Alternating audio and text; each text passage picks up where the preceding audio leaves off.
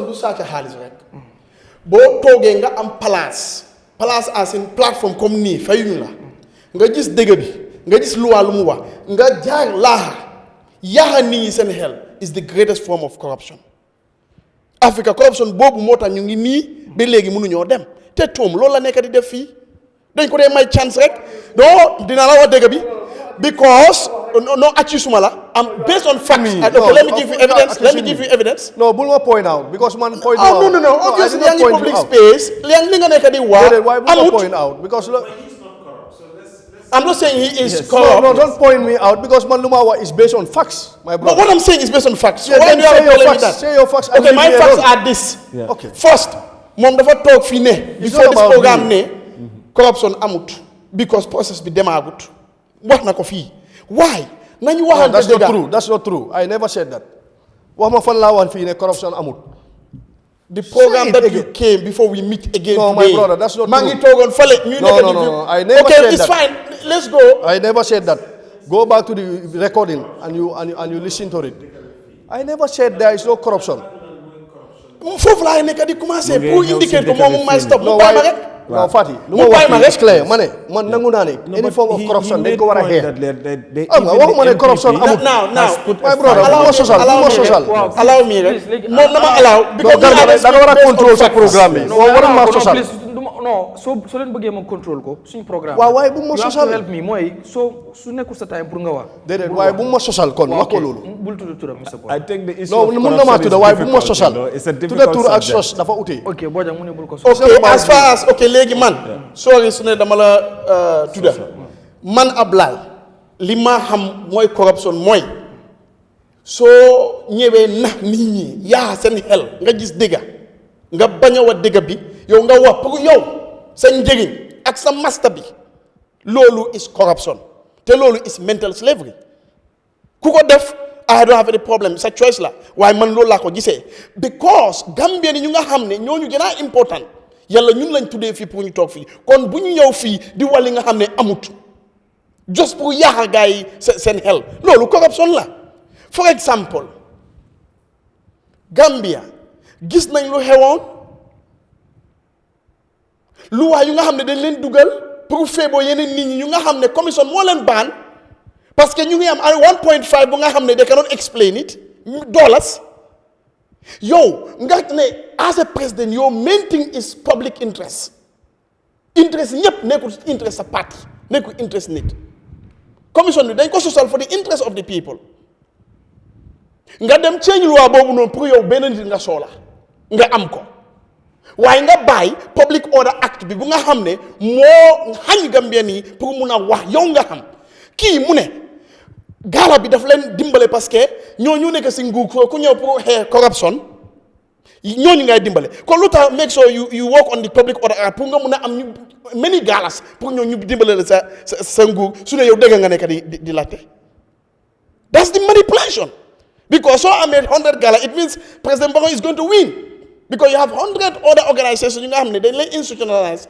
pour xeex corruption who is going to be doing it is it not the president but there is only one thing that he can do quickly mooy dem si parliament bi change public order act bi waaye defu ko waaye moom mu ñëw di wane waaw maa ngi support lii can you see the hypocrisy in action and in policy so that is wrong that is corruption in itself so if you are here di defend loolu noonu obviously you are part of that corruption from your statement that's the truth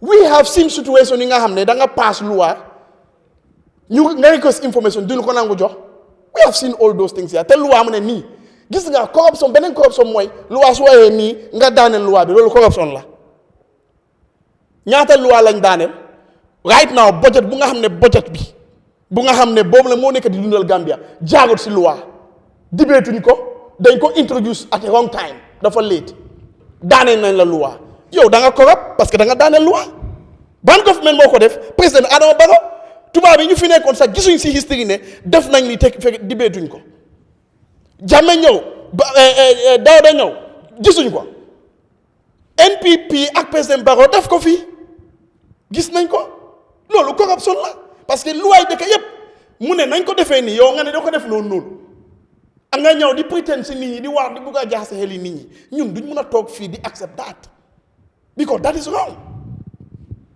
and a lot of other scandals ñu gis fii nii nga xam ne dañ ko list the order of France small teaching hospital Russian oil scandal fii la kii xam na kii la parliamentarians yi toog nga xam ne 15 years ñu ne in fact it's not 30,000 metric tons it's 66 and in fact nguur bi they are aware xam nañ ko this is it ñu teg nii tànka kan moo jiite boobu noonu this is what we are saying so soo ñëwee fii nii nga ne loolu amut yow da nga korop parce que yaa ngi gis dëgg bi nga korop ko nga bëgg a korop loo nit ñi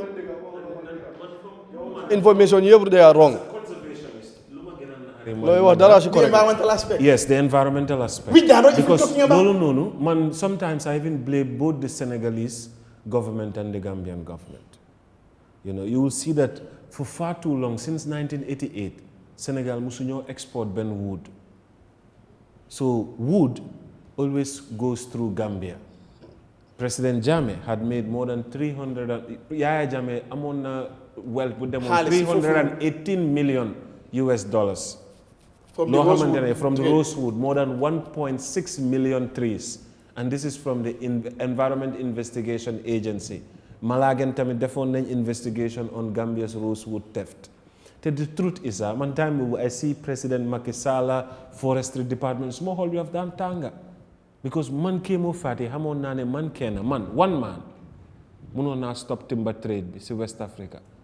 It only takes to put Kemo Fati on a payroll.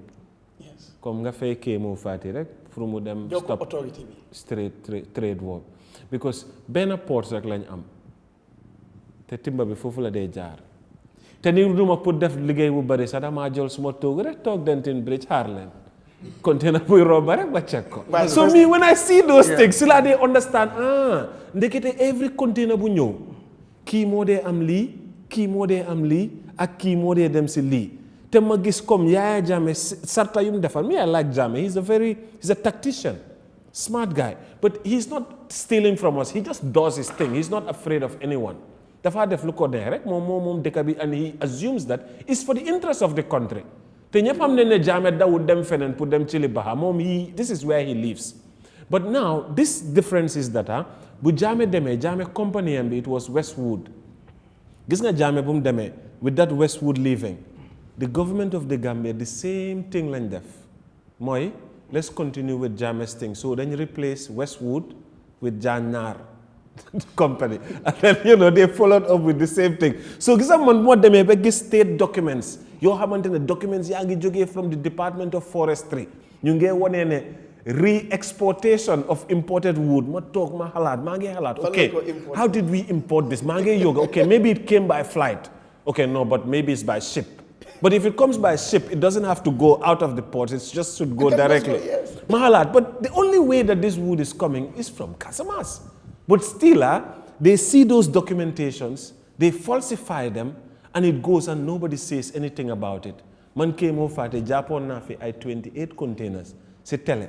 Wone ko sen nguur bi gaay ñew karab ba ma fonne da nga dem ma dem tok ay 2-3 weeks ma ngi tok di xaar suma container gis mo gisé container di jublu Banjul ba duga ci biir ship bi suluk ci la xamné okay, I asked the question, who is behind this trade?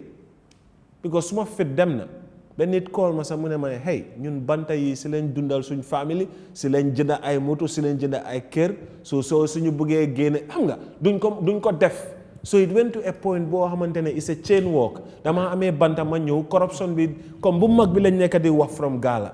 Wa da nga aga we know how much ñata nga wara jox ci yoon bi joxé ci yoon bi for every point bo aga ñata nga bribe. So corruption bi ñoo wax it has to be something lo xamantene wara xamné ci ñun la nekk. Da nga gis légolé man time bobu non nga nekk ci moto Sénégambia ya nga dem liggéey.